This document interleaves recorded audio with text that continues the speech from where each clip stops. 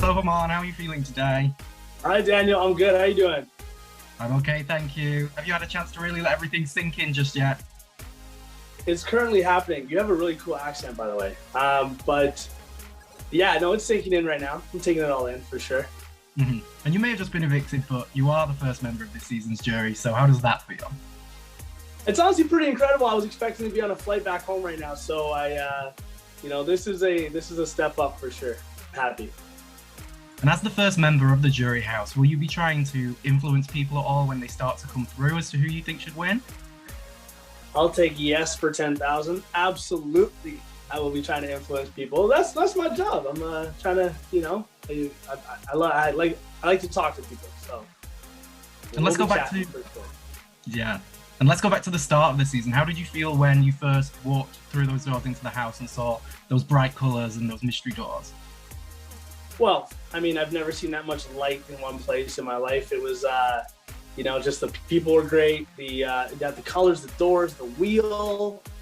Does it spin? Does it not spin? Where there's so many questions. A lot of big personalities, and it was just incredible. I feel like I've got a pretty big personality, but I didn't feel that big in there. I'll tell you.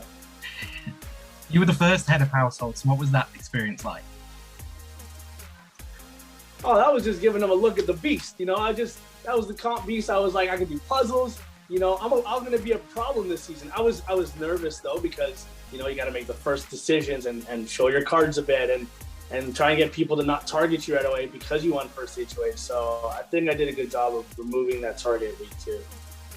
And do you feel that being the first HOH set you up well to get instant connections with your fellow house guests? Yeah, in hindsight, absolutely. As I got into week 3, 4, 5, and I realized how hard the HOHs were going to be to win, it made me have to have game chats with everyone day 2.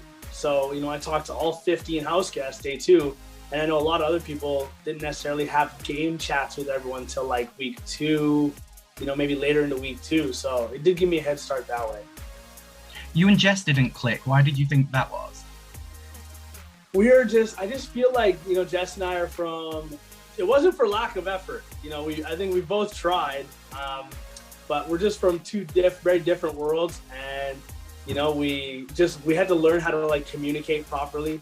And there was things I would do that would irritate Jess. And then, Jess's humor would irritate me. And then, it just got to a point where we're like, yeah, why don't we just not hang out? We could just, that's okay. Can't be best friends with everybody. It's not big best friends, it's big brothers.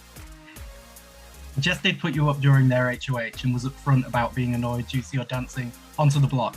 Speak to me a little bit about your decision to do that and then to dance right back off the block when you won the veto. I was gonna say, make sure you put that in there.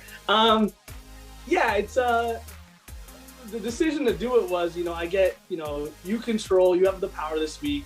You get to put me up. You've taken my life in your hands, and I get a 5-second walk, and I will take that power and do with that as I will. So that was my thinking behind it. It rubbed them the wrong way a bit. I figured dancing off would rub them just as bad the wrong way, so I thought I'd stick it to them a little bit. And why do you think in the end Marty took a swing at you and backdoored you this week? Well, I think Jess was his number 1, and I think he felt like he had the numbers based on his conversations, and he was able to plant just enough doubt in some of my really, really close people like Summer and Josh, where he felt like he had the numbers to execute his plan, and he did. This was the second unanimous vote of the season. Were you shocked that you didn't get any votes to say anything? No, I wouldn't want anyone to risk their game to throw me a sympathy vote or a goodwill vote. I don't believe in those. That's why, earlier on in the season, there was all these, 9-2s, 8-2s, 10-2s, 11-2s. People were really trying to, there was rogue votes everywhere. So, I wouldn't want anyone to risk their game to make me feel better. I'm a big boy. Who are you hoping comes through that door behind you and takes the next spot in the jury house? Martin. Martin. That's what I want to come in. And who at this point has shown you that they have what it takes to go all the way and win this game? Showmance is positioned very well. They are the least threatening Showmance I think I've seen in a long time. They're just so goddamn likable, you know. I think Summer is positioned really well too. But I want Moose to win. You know, that'd be great for my boy. That's everything I got for you. So thank you for your time. Okay, thanks, Daniel. Bye bye now.